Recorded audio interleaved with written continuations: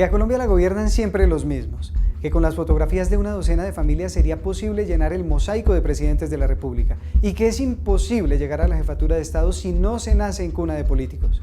¿Qué tanto de esto es cierto? Hagamos memoria. En el siglo XIV, el conde Humberto II cedió sus tierras a Felipe VI de Francia a cambio de que su sobrenombre y el de su familia fuesen incluidos en los de los herederos al trono a partir de entonces.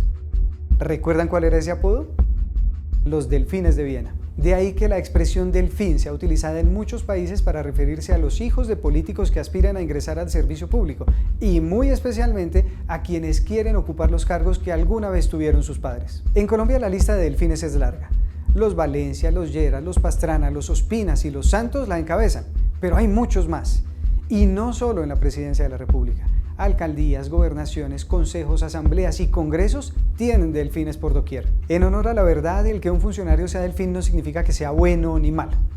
Eso sí, ha habido casos, especialmente en el Congreso de la República, en los que delfines y clanes políticos terminan involucrados en escándalos por clientelismo, para no mencionar otros asuntos. Los Char, Géneco, López Cabrales, Vives, Játim, los Moreno de Hipólito y Araminta y los Moreno de Samuel e Iván son solo algunos ejemplos. Pero volvamos a los presidentes de la República. En 210 años el país ha tenido 117 mandatarios, no todos por elección popular y no todos por un solo periodo. De hecho, el general Domingo Caicedo fue 13 veces primer mandatario sin haber sido elegido. Darío Echandía también ocupó durante 3 oportunidades la primera magistratura. Miremos algunos ejemplos. Los Ospina.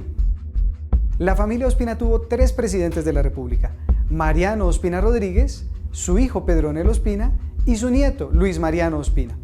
El primero de ellos fue uno de los fundadores del Partido Conservador y el último fue el que prohibió la venta de chicha. Los Santos. Juan Manuel Santos, presidente de la República en 2010 y reelegido en 2014, también es un ejemplo de delfín, pues es sobrino nieto del expresidente liberal Eduardo Santos, quien ejerció entre 1938 y 1942. Además es primo de Francisco Santos, el que fuera vicepresidente de la República durante el mandato de Álvaro Uribe Vélez. Los Lleras. Otro que fue vicepresidente de la República es Germán Vargas Lleras, sobrino del ex embajador y ex precandidato presidencial Carlos Lleras de la Fuente y nieto del expresidente de la República Carlos Lleras Restrepo, quien a su vez era primo segundo de Alberto Lleras Camargo, también expresidente de la República, a quien curiosamente no le decía primo, sino tío. Germán Vargas Lleras fue candidato presidencial en 2018 por el movimiento Cambio Radical, pero solo alcanzó el 7% de la votación. Los Mosquera.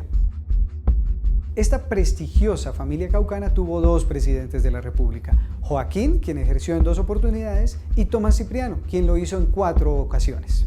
Era militar para más señas y de hecho derrocó a Mariano Ospina en 1861. Sí, al de la otra familia presidencial, los Pastrana. ¿Se acuerdan del Frente Nacional? Aquel pacto político mediante el cual los partidos liberal y conservador se alternaron el poder en Colombia durante 16 años. Pues el último presidente de este Frente Nacional fue Misael Pastrana Borrero, quien ejerció entre 1970 y 1974. Su hijo Andrés también fue presidente, de 1998 a 2002. Salió de la presidencia como enconado rival del uribismo, sector político con el que terminó pactando en 2018. Los López. El expresidente Alfonso López Michelsen era hijo del también expresidente Alfonso López Pumarejo y padre de Alfonso López Caballero, quien fue ministro y precandidato presidencial por el Partido Liberal. Un dato curioso: en 1974, 3 de los candidatos presidenciales eran hijos de expresidentes de la República. ¿De quiénes se trata? Primero, María Eugenia Rojas.